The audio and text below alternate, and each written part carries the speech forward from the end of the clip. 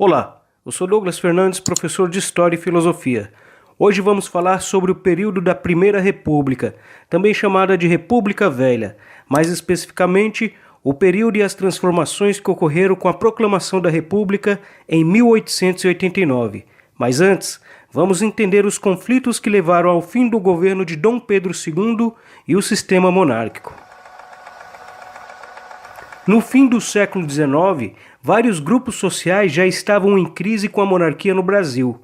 Antes da proclamação da República, Dom Pedro II já tinha perdido o apoio dos militares, da igreja e da elite rural. Os militares, porque entraram em contato com ideias republicanas na Guerra do Paraguai e desejavam maior participação nas decisões de governo. A Igreja Católica, porque tinha entrado em conflito com o governo de Dom Pedro II por causa da questão da maçonaria no Brasil, ao qual, inclusive, o próprio monarca era participante. E a elite rural, por não concordarem com a abolição da escravatura que ocorreu um ano antes da proclamação da República, em 1888. Juntando todo esse contexto, o clima não estava nada favorável para a monarquia no Brasil.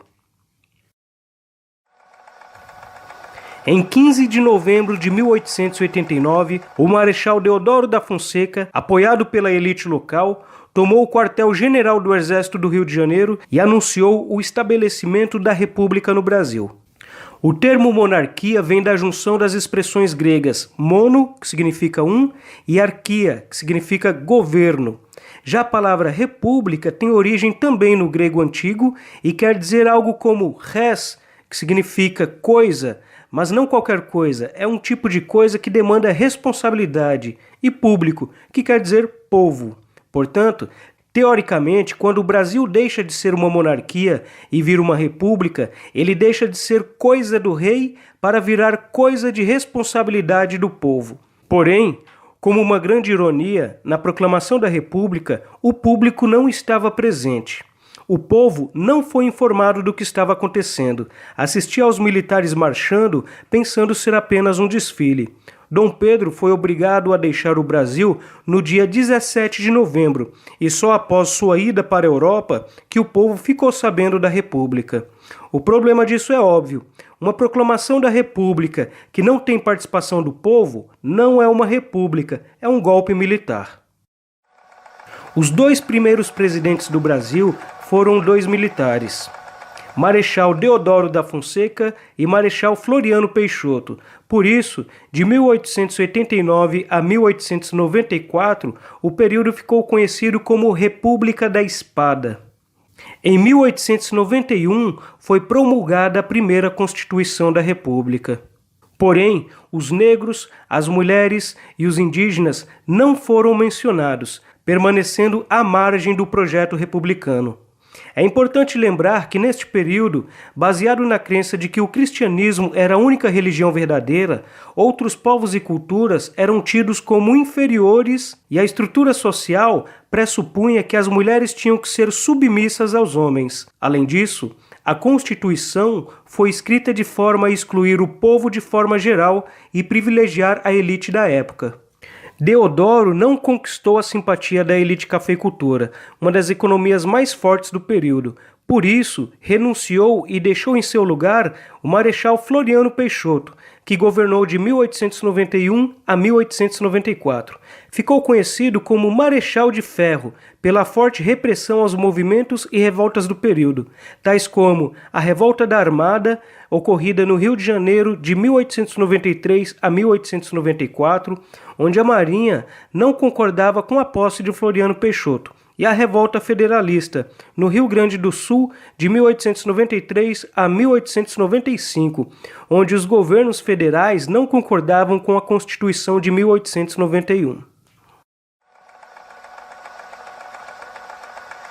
Em 1894, após o governo conturbado de Floriano Peixoto, correram novas eleições.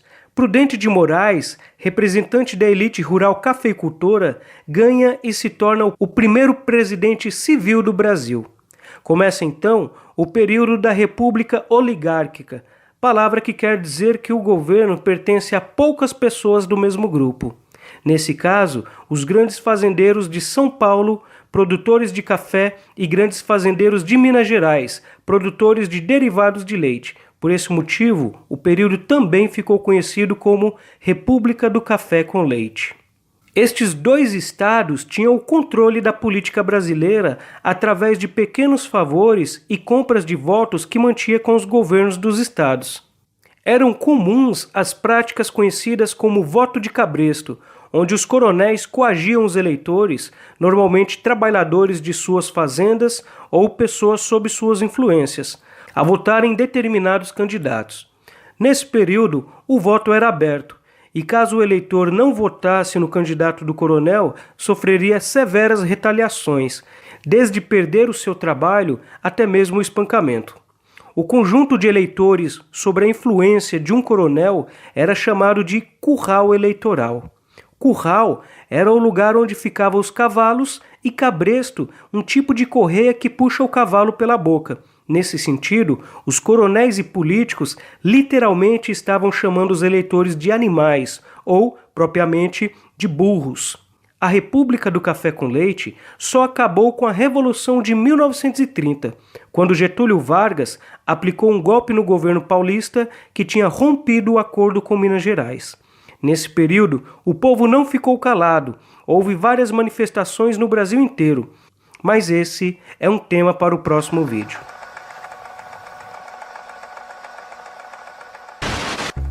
Mas e você? Será que você cederá aos novos modelos de voto de cabresto ou se tornará um cidadão e um eleitor consciente? Obrigado por ter assistido esse vídeo até o final, espero ter ajudado e se esse vídeo serviu para você de alguma forma, se inscreva no canal, ative o sininho e deixe aquele joinha.